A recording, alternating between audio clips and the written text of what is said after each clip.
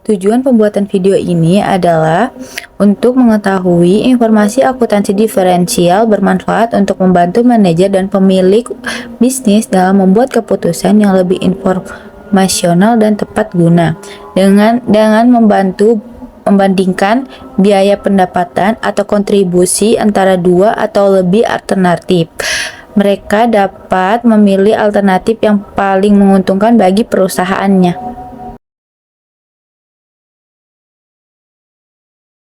Selanjutnya, saya di sini akan menjelaskan definisi informasi akuntansi diferensial. Informasi akuntansi diferensial adalah jenis informasi yang digunakan dalam menganalisis diferensial untuk pengambilan keputusan. Analisis yang diferensial adalah teknik yang digunakan oleh manajer dan pemilik bisnis untuk membandingkan dua atau lebih alternatif dalam pengambilan keputusan. Informasi akuntansi diferensial mencakup perbedaan biaya, pendapatan, atau kontribusi antara dua alternatif yang sedang dibandingkan.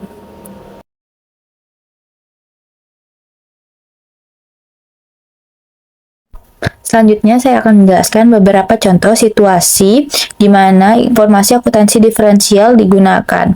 1. Keputusan pembuatan atau membeli. Ketika suatu perusahaan harus memutuskan apakah akan memproduksi barang atau jasa sendiri atau membeli dari pihak ketiga, analisis diferensial digunakan untuk membandingkan biaya produksi internal dengan biaya pembelian eksternal.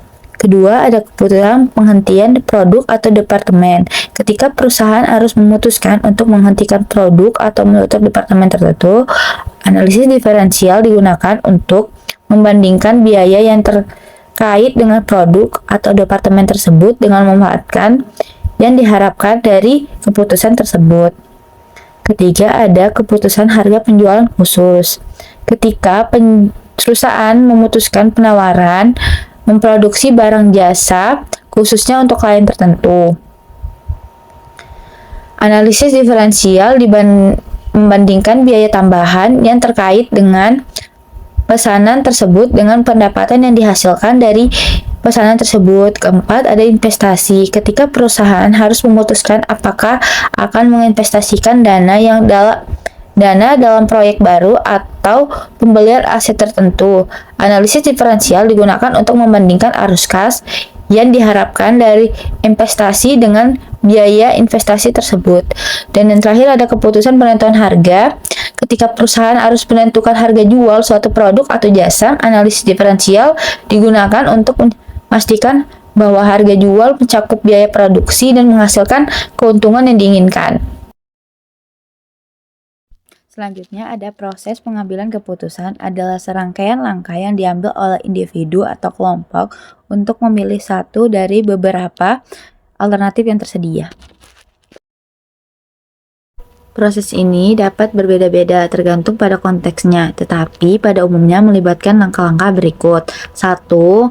Identifikasi masalah atau peluang adalah mengidentifikasi masalah yang perlu dipecahkan atau peluang yang perlu dimanfaatkan.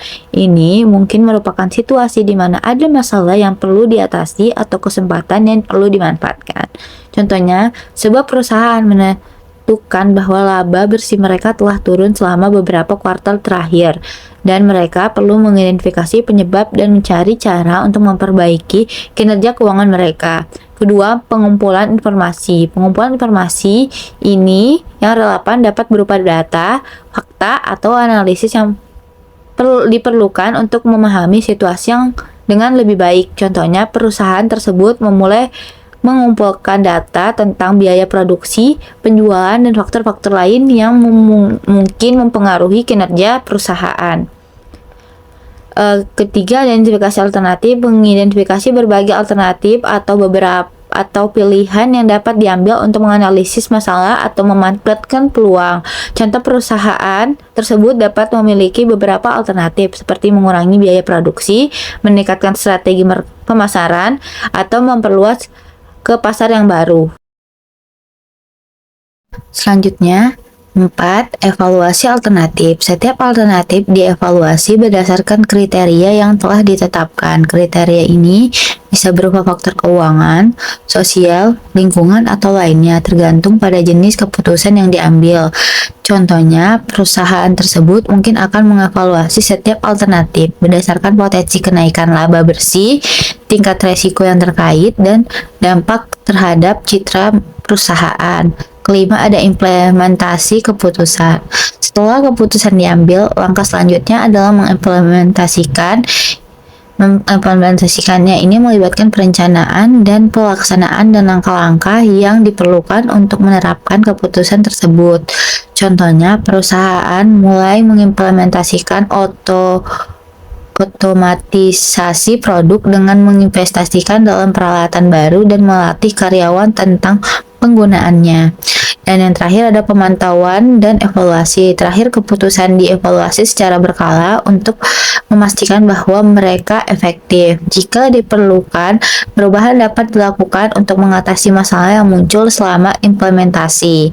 Contohnya, ada perusahaan terus memantau kinerja produksi dan keuangan mereka untuk memastikan bahwa otomatisasi produk mencapai target yang diharapkan. Selanjutnya, saya akan menjelaskan peran penting informasi akuntansi diferensiasi untuk manajemen.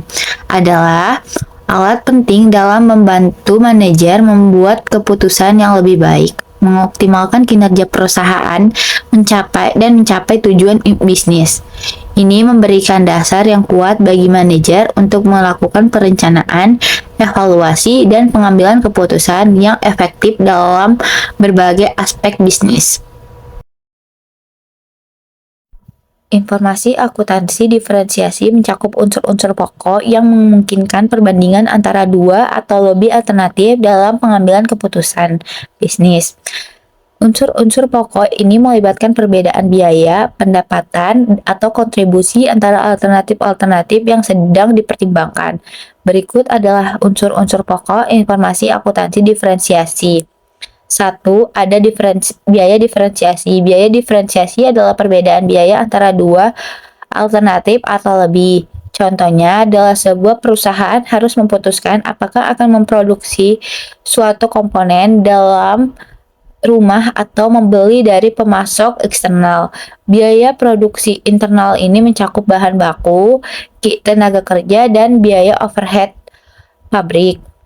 Sementara biaya pembelian mencakup harga pembelian. Perbedaan antara biaya produksi internal dan biaya pembelian adalah biaya diferensiasi yang mempengaruhi keputusan.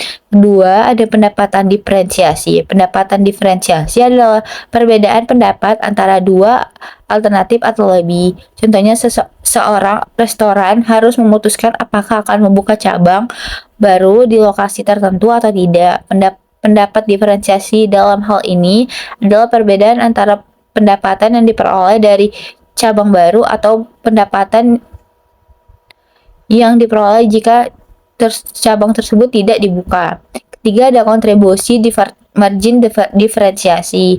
Kontribusi margin diferensiasi adalah selisih antara pendapatan dan biaya variabel yang terkait dengan suatu alternatif. Contohnya, sebab perusahaan mempertimbangkan apakah akan memproduksi produksi tambahan dengan biaya variabel yang rendah. Kontribusi margin diferensiasi dalam hal ini adalah perbedaan antara pendapatan yang dihasilkan dari produk tambahan dan variabel yang terkait dengan produksi produk tersebut. Selanjutnya, biaya tetap diferensiasi. Biaya tetap diferensiasi adalah perbedaan biaya tetap antara dua alternatif atau lebih. Contohnya, sebuah perusahaan memiliki dua pabrik produksi yang dapat digunakan untuk memproduksi produk yang sama. Biaya tetap diferensiasi dalam hal ini adalah perbedaan biaya tetap yang harus dikeluarkan untuk menjaga operasi pabrik keduanya jika salah satu dari pabriknya tutup. Dan terakhir ada dampak pajak diferensiasi. Dampak pajak diferensiasi adalah perbedaan dalam kewajiban pajak antara dua alternatif atau lebih. Contohnya, sebuah perusahaan harus memutuskan apakah akan menjual aset tetap tertentu sekarang atau menunggu beberapa tahun lagi. Dampak Pajak diferensiasi dalam hal ini adalah perbedaan dalam jumlah pajak yang harus dibayar oleh perusahaan jika aset tersebut dijual sekarang dibandingkan dengan menjualnya di masa depan. Selanjutnya saya akan menjelaskan manfaat informasi akuntansi diferensiasi. Salah satu manfaat informasi akuntansi diferensiasi memungkinkan manajer untuk membuat keputusan yang lebih informatif dan tepat guna dengan membandingkan berbagai alternatif.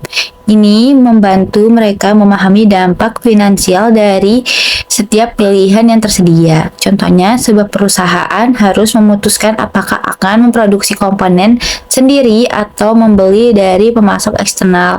Dengan membandingkan biaya produksi internal dan biaya pembelian eksternal, manajer juga dapat membantu membuat keputusan yang lebih informatif. Sekian dari penjelasan yang dapat saya sampaikan. Jika ada kekurangannya, saya mohon maaf. Dan sampai jumpa di next video. Bye-bye.